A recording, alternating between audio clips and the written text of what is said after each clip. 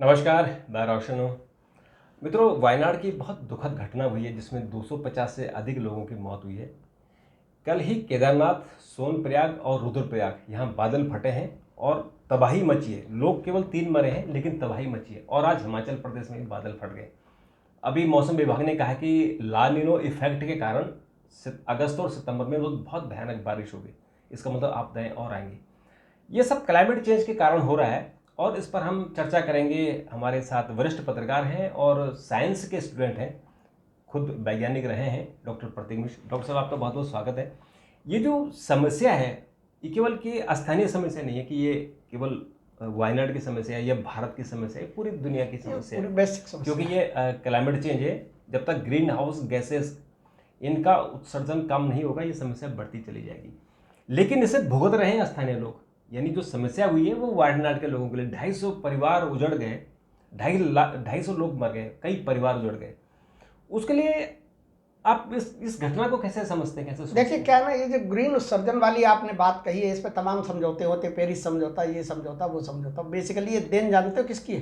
ये दुनिया के उन विकसित देशों की देन है जो अपने को सुपर पावर मानते हैं।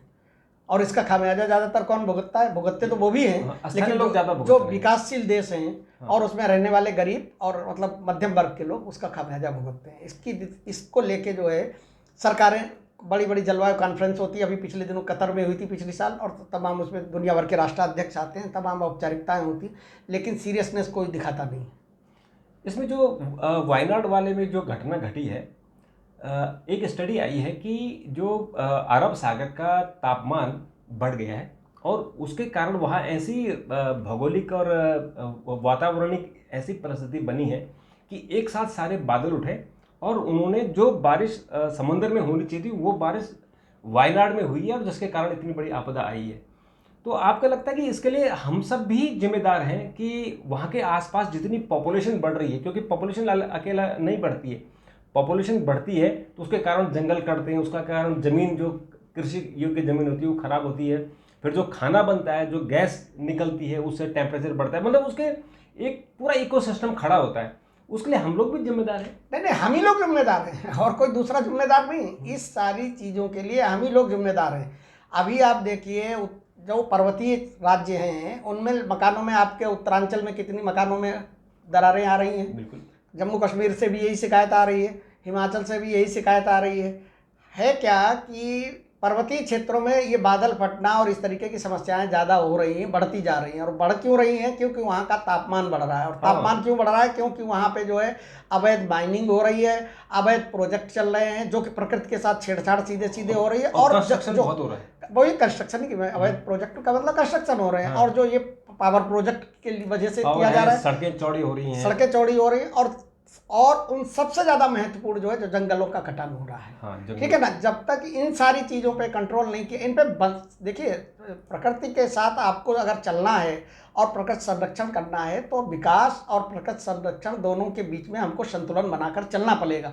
संतुलन की जब तक हम योजनाएं, संतुलित योजनाएं नहीं बनाएंगे, केवल एक पक्ष को देखेंगे, तो फिर ये सारी समस्याएं जिस तरीके से हैं उसी तरीके से रहेंगी और ये बढ़ती चली जाएंगी। डॉक्टर साहब, ये जो आपने बात की बहुत ही ये गंभीर बात है, लेकिन हमने देखा कि जो हम लोग कंस्ट्रक्शन कर रहे हैं, जैसे भी हमारी संसद है, अब ये 100 साल पुरानी संसद जो अंग्रेजों ने बनाई थी,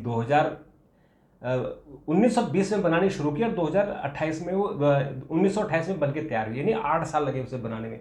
और वो ऐसा मोन्यूमेंट तैयार हुआ है कि आज तक भी स्थिर खड़ा है, उस पर कहीं कोई लीकेज नहीं होती है, कहीं एक आध बार कोई बूंद टपकती है तो उसका इंतजाम हो जाता है। लेकिन हमारी जो नई संसद बनी है 1200 करोड़ में, और 1 साल भी नहीं हुआ, पहले ही मानसून में वो टपकने लग गई है। और ऐसे छोटी मोटी नहीं टपकी हो, बाकी तो वहाँ टब लगाने पड़े, वहाँ बाल्टी लगानी पड़ी। और बाहर, पार्लियामेंट के बाहर जो कभी पानी नहीं रुकता था वहाँ 1 फीट पानी जमा रहा। और इसी तरह से और देश के जो और हैं, जैसे हमें एयरपोर्ट के, कल हमारे पास एक फ़ोटो आई जयपुर एयरपोर्ट की, तो जयपुर एयरपोर्ट में जहाज़ की जगह वहाँ लोग नाव लेके घूम रहे थे। लोग कह रहे थे यहाँ नाव लेके हम चले। नहीं, ये घटनाक्रम हो रही है कि हम भी इसके लिए, मतलब हम इसकी जो हमारा कंस्ट्रक्शन क्वालिटी है या हम प्लान नहीं कर पा रहे। जब 100 साल पहले, 200 साल पहले अगर आप अजंता एलोरा चले जाएं तो उन्होंने 1400-1500 साल पहले, 4000-5000 साल पहले उन्होंने कल्पना कर ली थी हमारे हड़प्पा की खुदाई में कि नालियां बनेंगी, कैसे पानी का निकास होगा, उन्होंने तब सोच लिया था। और हम मॉडर्न एज में नहीं सोच पा रहे। देखिए क्या है ना कि मुझे कहना नहीं चाहिए, लेकिन वास्तविकता यही है कि ये मोदी सरकार लीकेज की सरकार बनकर रह गई है। कहीं पेपर लीक होते हैं इनकी सरकारों में, कहीं राम मंदिर टपक रहा है, कहीं सारे एयरपोर्ट टपक रहे हैं, ठीक है ना, कहीं पार्लियामेंट की स्थिति ये है कि अभी उद्घाटन हुआ और वहाँ टपकना शुरू हो गया। और ये चलिए, कल तो बारिश बहुत ज़्यादा हुई, इससे पहले जब थोड़ी भी बारिश हो रही थी तो भी वहाँ पे बाल्टी और टब दिखाई पड़ रहे थे, है ना। अब इसके लिए हम आप जिम्मेदार नहीं हैं, इसके लिए जिम्मेदार हैं नीतियाँ, इसके लिए जिम्मेदार हैं ये जो राजनीति का तंत्र, ठीक है ना। ये बहुत बड़े घोटाले की तरफ की चीज़ें हैं। लाखों करोड़ रुपए का मामला, जो विकास के नाम पे जो लाखों करोड़ रुपए के प्रोजेक्ट दिए जा रहे हैं और उन प्रोजेक्ट में जो उसकी क्वालिटी के साथ कहीं ना कहीं समझौता हो रहा है, ये भी एक तरीके से ये बहुत बड़ी घटना है ना। एक आपने ये पार्लियामेंट, अभी आपने कही कि एक अंग्रेज़ों ने पार्लियामेंट बनाई थी, ठीक है ना, तो और वो आज तक वैसी हुई है। कभी भी हम लोग इतने सालों से जा रहे हैं, हमने तो वहाँ कभी बाल्टी और टब देखे नहीं उसके अंदर, ठीक है ना। तो कहीं ना कहीं ये भी एक भ्रष्टाचार का वो है। हाँ। ये ऐसा नहीं है, ये भी एक भ्रष्टाचार, इसमें भी एक बड़ा भ्रष्टाचार है। अगर आपने क्वालिटी नहीं दी तो भी भ्रष्टाचार है। इतना पैसा अगर सरकार पैसा दे रही है तो सरकार को ये भी सुनिश्चित करना चाहिए कि भाई इसकी क्वालिटी जो है वो क्या है और किसको हम दे रहे हैं, और उस देने के बाद जो है वो क्वालिटी क्या निकल कर आ रही है। राम मंदिर, अच्छा कुछ तो क्या है कि कुछ चीज़ें जल्दबाजी के चक्कर में भी मैं बताऊं आपको हो रही हैं। जो एक दबाव में जो काम होता है ना, तो वो काम उतना सुनियोजित तरीके से नहीं हो पाता। जैसे राम मंदिर का उद्घाटन करना था चुनाव से पहले, तो उसमें इतना प्रेशर बना दिया गया कि आधे अधूरे मंदिर पे ही उसका शिलान्यास हो गया। अब नतीजा उसका क्या हुआ है कि वहाँ पे जो है, जहाँ गर्भगृह है वहाँ भी पानी टपक रहा है और बाहर भी टपक रहा है। वहाँ जरा सा पानी बरसता है तो वहाँ नाव जैसी चलने की स्थिति हो जाती। इतना ही नहीं, वहाँ मजदूर भाग गए, मजदूर नहीं है। तो वह जो काम 2025 में पूरा होना था वो 2027 तक पूरा हो जाए, बहुत बड़ी बात है। इस पर नृपेंद्र मिश्रा जी जो है और ट्रस्ट की और जो कंपनी जो बना रही है वहाँ की सारी लोगों की मीटिंग हो चुकी है और वो कंपनी है ने हाथ खड़े कर दिए कि भैया वो हम क्या करें, मजदूर नहीं, क्योंकि वहाँ सारा पानी भर, पूरी अयोध्या में पानी भरने की वजह से नहीं, वो इसलिए कि उनके ऊपर इतना प्रेशर था। और उस समय आपको देखिए इस बार बहुत गर्मी पड़ी, रिकॉर्ड तोड़ गर्मी पड़ी। उस गर्मी के अंदर उनको चूंकि उस टाइम से हमें उन्हें उतना पूरा करके देना था, तो 24 घंटे काम उनसे कराया गया जिस तरीके से, और उनको जैसे ही मौका मिला वो सबके सब भाग गए। अब यही स्थिति क्या है सारी एयरपोर्ट की देख लीजिए। अब इसमें ये मतलब कौन जिम्मेदार है, या तो इसकी जिम्मेदारी सुनिश्चित की जाए और जिम्मेदार लोगों के खिलाफ कार्रवाई की जाए। होता क्या कि ऐसे मामलों में लिपापोती होने लगती है। इसके लिए पूरा राजनीतिक तंत्र हमारा जिम्मेदार है, समझे। इसमें आम आदमी का कोई लेना देना नहीं। आम आदमी की तो मोटी गाड़ी कमाई जो है वो पैसा पानी की तरह बह रहा है, और वो जब पानी बरसता है तो वो पानी टपकने के रूप में वो पैसा जो है वो भी टपक रहा होता है एक तरीके। डॉक्टर साहब, इसमें दो लोगों की प्रतिष्ठा दांव पर लगी। एक तो राम मंदिर को L&T ने बनाया, इतनी बड़ी कंपनी है जो बड़े बड़े पुल बना रही है, बड़े बड़े प्रोजेक्ट है। और जो पार्लियामेंट को बनाया है वो जो है टाटा कंस्ट्रक्शन ने बनाया है। दोनों की प्रतिष्ठा है। उधर राम मंदिर बुरी तरह से टपक रहा है और इधर नई संसद भवन। हम बाहर की बात छोड़ दें कि बाहर पानी जमा हो रहा है, लेकिन अंदर जो लॉबी में पानी टपका उसे टाटा की छवि को भी नुकसान, बिल्कुल छवि को नुकसान पहुंचा। आप देखिए, और इतनी बड़ी चीज को इस पे लिपापोती करने की प्रयास किए जा रहे हैं कि लोकसभा सचिवालय की तरफ से स्पष्टीकरण दिया जा रहा है कि वो शीशे की वजह से हुआ।